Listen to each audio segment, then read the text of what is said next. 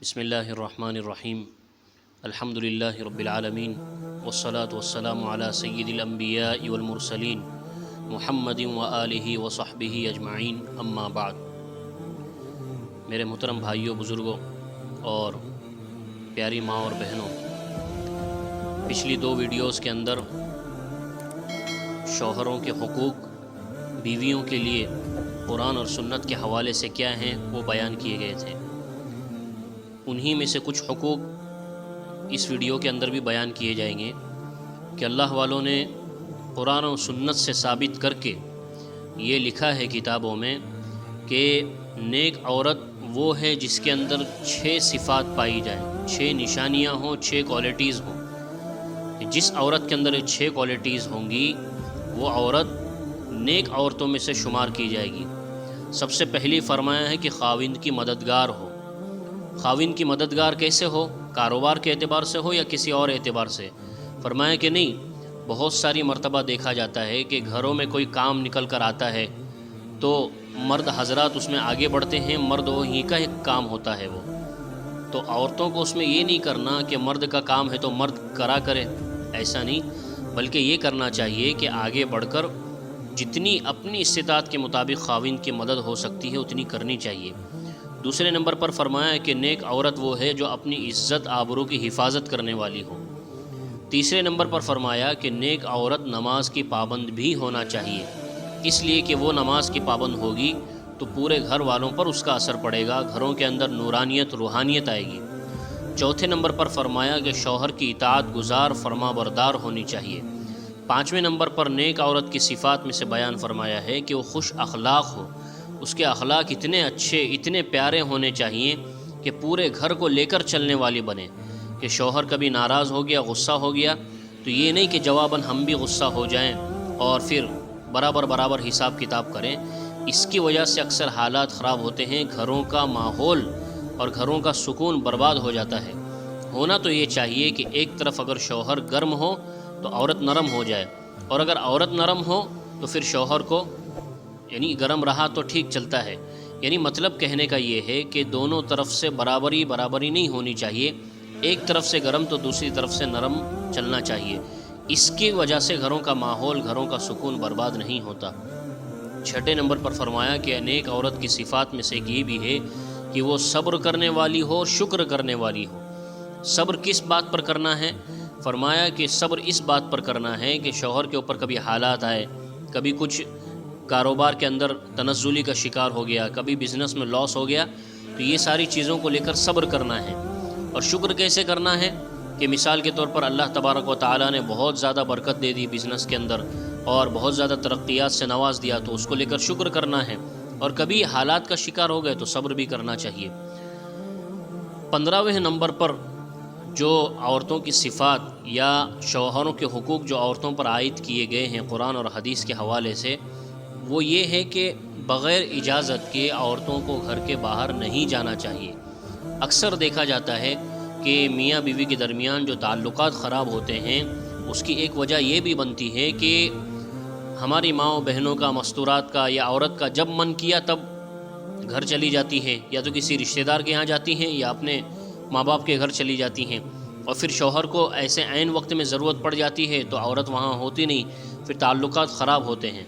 اس وجہ سے کتابوں میں لکھا ہے کہ خواہ اپنے گھر جانا ہو یا کسی رشتہ دار کے گھر جانا ہو، کہیں بھی جانا ہو شوہر کو انفارم کر کے جانا چاہیے، اجازت لے کر جانا چاہیے، اور حتی الامکان اس بات کی کوشش کرنا چاہیے کہ بغیر اجازت کے نہ جائے۔ قرآن پاک میں اللہ تبارک و تعالیٰ نے 22ویں پارے کے اندر ارشاد فرمایا ہے وَقَرْنَ فِي بُيُوتِكُنَّ، کہ اہل بیت کو اور اللہ کے نبی علیہ الصلوۃ والسلام کی ازواج مطہرات کو باقاعدہ یہ کہا گیا ہے کہ اپنے گھروں ہی میں زیادہ تر رہا کرو، وَلَا تَبَرَّجْنَ تَبَرُّجَ الْجَاهِلِيَّةِ الْأُولَى، اور جیسے جاہلیت میں رہا کرتی تھی اس طرح نہ رہا کرو کہ جب من کیا بغیر پردے کے گھر کے باہر نکل گئی۔ ان ساری چیزوں کا خیال رکھنا چاہیے۔ آگے فرمایا کہ عورت کے اوپر شوہر کا ایک حق یہ بھی ہے کہ وہ گھر میں جس وقت شوہر آنے والا ہو اس سے پہلے ہی بناؤ سنگار کر کے اچھے کپڑے پہن کر خوشبو وغیرہ لگا کر رہا کرے۔ اس وجہ سے کہ شوہر وغیرہ کام دھندوں سے آتے ہیں، بہت ساری خواہشات اور جذبات بھی ہوتے ہیں،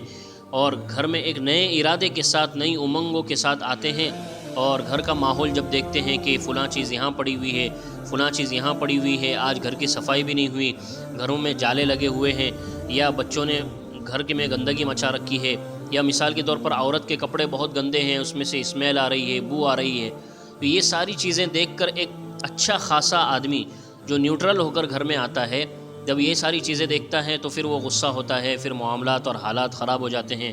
جھگڑے گالم گلوچ تک آ جاتی ہے، اور پھر طلاق تک کی نوبت آ جاتی ہے، یہاں تک بات آگے بڑھتی ہے۔ اس وجہ سے مستورات کو چاہیے کہ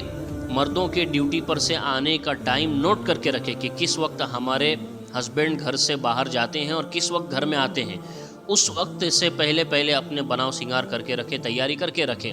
اکثر یہ دیکھا جاتا ہے کہ مستورات یا ہماری پیاری مائیں بہنیں شکایت کرتی ہیں کہ ہمارے خاوند کی، ہمارے ہسبینڈ کی نظریں صحیح نہیں ہیں، دوسری عورتوں کو تکتے ہیں یا دوسری عورتوں سے بات چیت کرتے ہیں۔ اس طرح کی شکایتیں کیوں آتی ہیں؟ وجہ اس کی زیادہ تر یہی بنتی ہیں کہ ہماری ماؤں بہنوں نے، مستورات نے ایسا بن کر نہیں دکھایا کہ ہمارا مرد کسی اور کو دیکھے ہی نہیں۔ مثال کے طور پر اب گندے سندے کپڑے پہن کر گھر میں ہیں تو ظاہر سی بات ہے مرد ان کو دیکھے بغیر دوسرے ہی کو دیکھنے پر مجبور ہو جائے گا۔ اس لیے ان ساری چیزوں پر نظر رکھتے ہوئے ان کا خیال رکھنا چاہیے۔ آخر میں فرمایا کہ عورتوں کے اوپر ایک بہت بڑی ذمہ داری اور بہت بڑا فریضہ یہ بھی عائد ہوتا ہے کہ وہ مردوں کی اصلاح کی فکر کریں۔ مردوں کی اصلاح کی فکر کیسے کرنی ہے کہ اکثر حضرات کو دیکھا جاتا ہے، مرد حضرات کو، کہ وہ ڈیوٹی پر سے تھکے ہوئے آتے ہیں اور بدن پورا ڈھیلا پڑا ہوا رہتا ہے تو نماز وغیرہ چھوڑ کر رہ جاتے ہیں، اور پھر نماز بولو یا روزہ بولو، اس طرح کی دوسرے جو دینی فرائض ہوتے ہیں اس سے چھٹکارا اختیار کر لیتے ہیں، کچھ نہیں کرتے۔ اس کی وجہ سے ہماری آنے والی جنریشن پر، بچوں پر اثر ہوتا ہے کہ ایک اذان ہو کر چلی گئی، ابا جان کو دیکھا بچوں نے تو گھر ہی میں ہیں، دوسری اذان ہو کر چلی گئی، اس کا وقت ہو گیا تب بھی گھر میں ہیں۔ تو یہ ساری چیزیں بچوں کے اوپر اثر انداز ہوتی ہے، اور بچے جب ان ساری چیزوں کو نوٹ کرتے ہیں تو پھر آگے چل کر وہ بھی ویسے ہی بنتے ہیں۔ پھر ماں باپ شکایت کرتے ہیں کہ ہمارا بچہ ہماری باتیں نہیں سنتا، ہمارا بچہ نماز کو نہیں جاتا، روزہ نہیں رکھتا۔ اس کی وجہ ہم خود بنے ہیں۔ اس لیے عورتوں کی ذمہ داری ایک یہ بھی ہے کہ مردوں کی اصلاح کی فکر کرنی چاہیے کہ کیسے، کہ جب نماز کا وقت ہو تو مرد کو باقاعدہ توجہ دلائی جائے کہ نماز کا وقت ہو چکا ہے، اذان ہو چکی ہے، نماز کے لیے جائیے۔ اور ایسا نہیں کہ صرف ایک مرتبہ توجہ دلانے کے بعد بس کر دیا، بلکہ تھوڑے وقت سے یاد دلاتے رہیں تاکہ مرد مجبور ہو کر نماز کے لیے جانے پر تیار ہو جائے۔ اسی طرح روزے کا مسئلہ ہے، حج وغیرہ کا مسئلہ ہے، سارے دینی مسائل اور فرائض کا مسئلہ ہے کہ عورت اگر تھوڑی سی سختی اختیار کرے، تھوڑا سا اپنے آپ کو مرد کے سامنے جھکائے اور اس معاملے کو لے کر گھر میں ماحول بنائے، اللہ تبارک و تعالیٰ اس کے بہت اچھے اثرات دکھاتے ہیں۔ اللہ تبارک و تعالیٰ سے دعا ہے کہ اللہ تعالیٰ کہنے سننے سے ادا عمل کی توفیق عطا فرمائے، جو کچھ سنا ہے اس کو دوسروں تک پہنچانے کی توفیق عطا فرمائے، آمین۔